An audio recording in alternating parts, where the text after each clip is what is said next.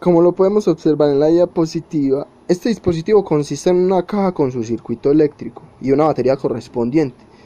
Cada dispositivo presenta uno o dos accesorios. También se le pueden llamar a esos accesorios electrodos o sondas. Esos son los que establecen la conexión entre el marcapasos y el músculo cardíaco. Entonces, generalmente los marcapasos se implantan bajo el músculo pectoral en una intervención quirúrgica de unos 20 minutos de duración más o menos, en la que utilizan anestesia local. Entonces, cuando el corazón late, el músculo cardíaco se contrae. Normalmente este mecanismo de contracción está causado por la estimulación eléctrica, ya sea repetitiva, regular e individual, de las células musculares. Entonces, el responsable de esto es el sistema de conducción del corazón, que desencadena el impulso eléctrico. Cuando este sistema de conducción está intacto, el impulso eléctrico llega a las células musculares cardíacas de los ventrículos.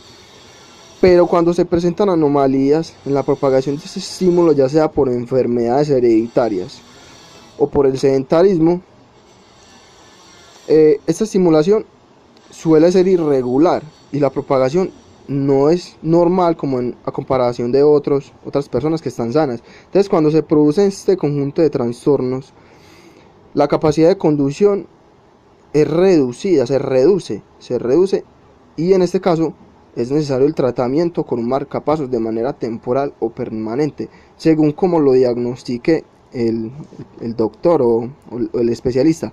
Entonces, la implantación de un marcapasos es hoy en día una intervención rutinaria y numerosa, pero mayormente se hace en las personas mayores y esas personas viven gracias a este aparato. Entonces ya se dice que este dispositivo es algo muy normal entre las personas mayores y es muy pocas veces, en muy pocas ocasiones se utiliza para personas menores, para los menores de edad, ya que hay niños de 6 y 14 años que tienen trastornos familiares de descendencia justamente en el corazón.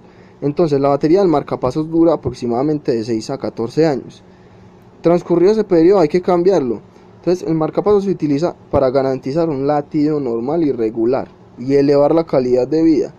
Algunas personas necesitan un marcapaso de forma permanente. En otros casos, el marcapaso solo es necesario durante un determinado periodo de tiempo.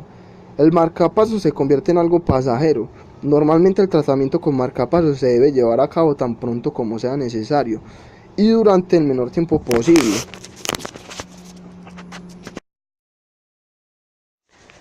En 1926, el Dr. Mark Lidwell, en Sydney, inventó un dispositivo portátil que se conectaba a un punto de disparo en el corazón y que consistía de dos electrodos. Uno era una almohadilla empapada en una solución salina aplicada sobre la piel y otra era una aguja aislada excepto la punta, que se clavaba sobre la cámara cardíaca apropiada. El ritmo del marcapasos era variable, de 80 hasta 120 pulsos por minuto, y asimismo su voltaje variaba de 1,5 hasta 120 voltios. En 1928, este mismo dispositivo fue usado para revivir a un niño que había nacido muerto, pero después de 10 minutos de estimulación, su corazón continuó latiendo por voluntad propia.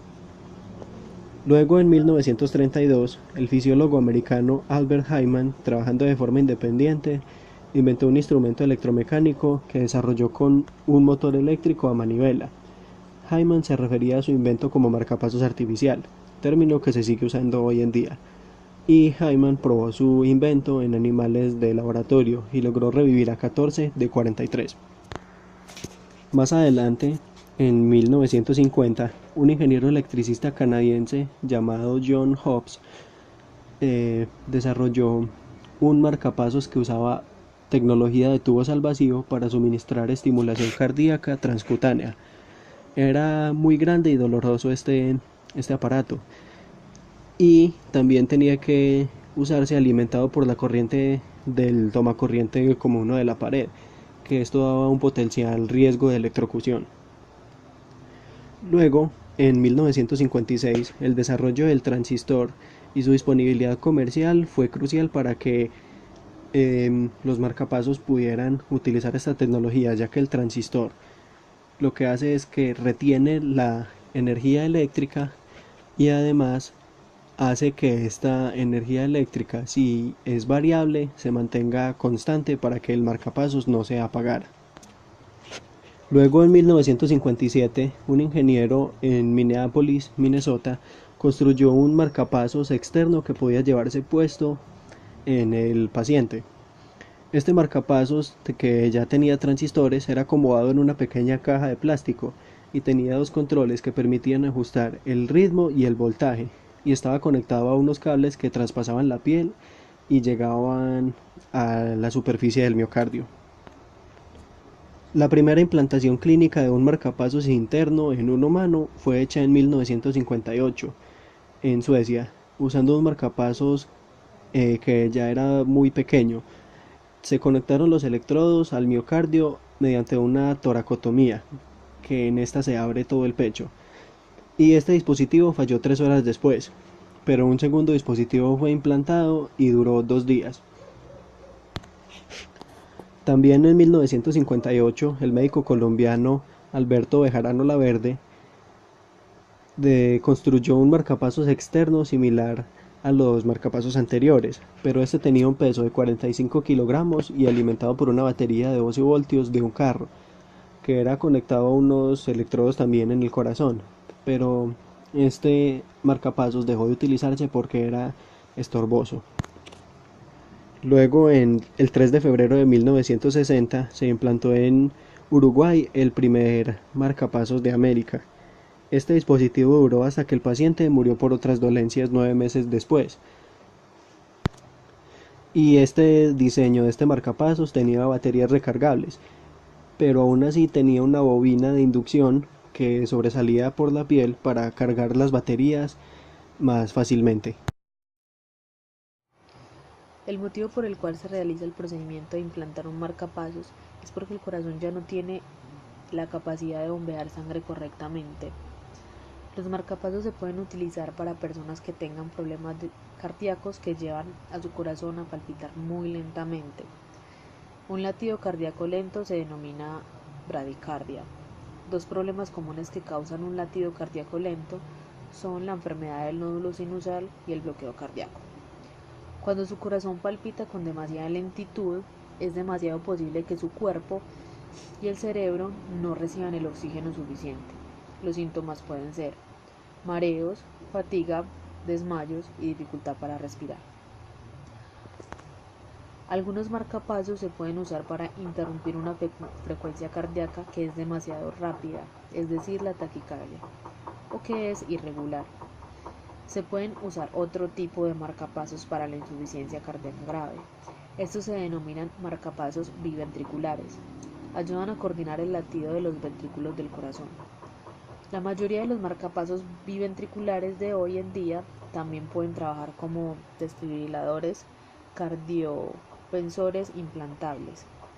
Estos restablecen los latidos cardíacos normales, realizando una carga más grande cuando se presenta un ritmo cardíaco demasiado rápido y potencialmente mortal para la persona.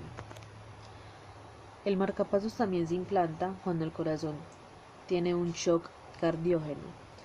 El shock cardiógeno ocurre cuando el corazón es incapaz de bombear la cantidad de sangre suficiente que el cuerpo necesita. Las causas más comunes son complicaciones cardíacas serias, muchas de las cuales ocurren durante o después de un ataque cardíaco o infarto al miocardio. El miocardio es el tejido muscular del corazón, músculo encargado de bombear la sangre por el sistema circulatorio mediante una contracción, es decir, la sístole. Esto puede pasar incluso si no ha pasado un ataque cardíaco. Una gran sección del miocardio que ya no se mueve bien o se mueve en lo absoluto. Esa es una de las tantas razones que suceden. Otra sería ruptura del músculo cardíaco debido al daño por un ataque al corazón, ritmos cardíacos demasiado peligrosos, tales como la taquicardia ventricular, fibrilación ventricular o taquicardia supraventricular. También ocurre la presión sobre el corazón debido a la acumulación del líquido a su alrededor, que es el taponamiento del pericardio, desgarro o ruptura de los músculos o tendones que sostienen las válvulas cardíacas, sobre todo la mitral. Desgarro o ruptura de la pared entre el ventrículo izquierdo y el derecho, que son las cámaras inferiores del corazón. Ritmo cardíaco muy lento, que es la bradicardia, o problemas con el sistema eléctrico del corazón, que es el bloqueo cardíaco. En cuanto a su implantación, los marcapasos nuevos tan solo pesan 1 onza, que viene a ser 28 gramos, y la mayoría de los marcapasos consisten de dos partes, que es el generador que contiene la pila y la información para controlar el latido, y las derivaciones, que son dos cables que se conectan al corazón para enviar los pulsos cardíacos.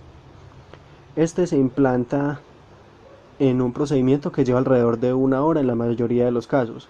Se le dará un sedante al paciente para ayudarlo a relajarse, pero estará despierto durante todo el procedimiento. Se hace un pequeño corte casi siempre al lado izquierdo de la clavícula y el generador se coloca debajo de la piel en esta localización. El generador también puede colocarse en el abdomen, pero esto es poco común. Los nuevos marcapasos que no tienen derivaciones son una unidad independiente que se implanta directamente en el ventrículo derecho del corazón. Usando imágenes de rayos X en vivo para ver la zona, el médico coloca las derivaciones a través del corte dentro de una vena y luego hasta el corazón.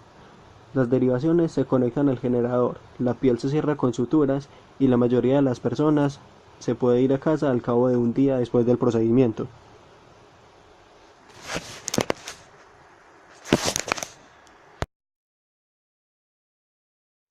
El funcionamiento del marcapasos es muy similar al de un circuito eléctrico, en el cual la energía provista viaja por un electrodo hasta el corazón, donde lo estimula y produce un latido cardíaco.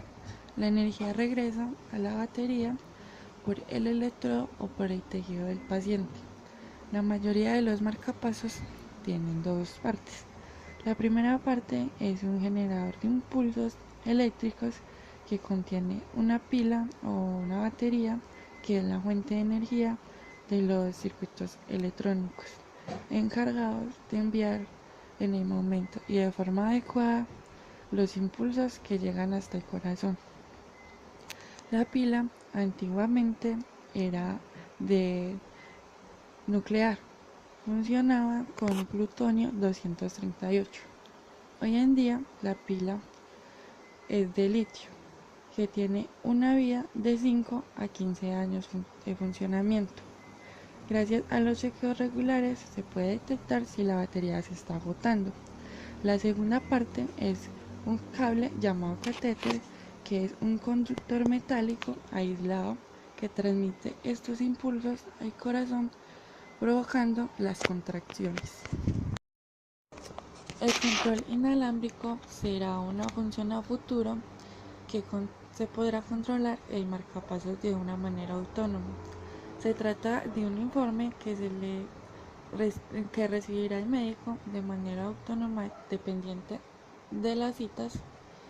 Con esta función es posible controlar el marcapaso las 24 horas del día y adaptarse perfectamente a las necesidades que tiene el paciente.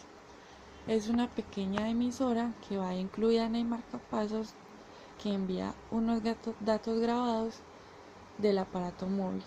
Esto se transmite a la base de datos del centro de servicios. Allí se procesan y se hace un informe bien elaborado que se le entregará al médico por medio de un fax. Así se podrá determinar si el aparato tiene alguna anomalía y darse una cita para la revisión del paciente.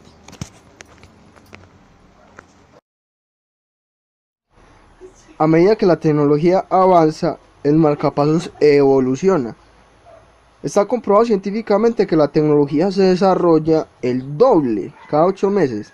Dado esto, el marcapasos puede llegar a integrar tecnología artificial. Quiere decir que ella se va a controlar sola sin necesidad de alguien a su alrededor que ponga control sobre ello. Entonces, va a contener un sistema independiente de detección y control por medio de sensores con multipropósito. Esto en cuanto a la tecnología. Y en cuanto a la duración, las baterías ya no durarán entre 6 o 14 años, sino entre 60 y 80 años, que es una vida promedio normal, por lo cual no habrá que preocuparse por su funcionamiento continuo. El pronóstico que tiene implantar un marcapasos es que ellos pueden ayudar a mantener la frecuencia cardíaca y el ritmo a un nivel seguro para cada persona. Ya depende de la insuficiencia cardíaca que ésta tenga. La pila del marcapasos dura aproximadamente de 6 a 15 años. Su proveedor o su cardiólogo, su doctor, lo revisará regularmente y lo reemplazará ya cuando sea necesario. Y muchas gracias por su colaboración. Hasta luego.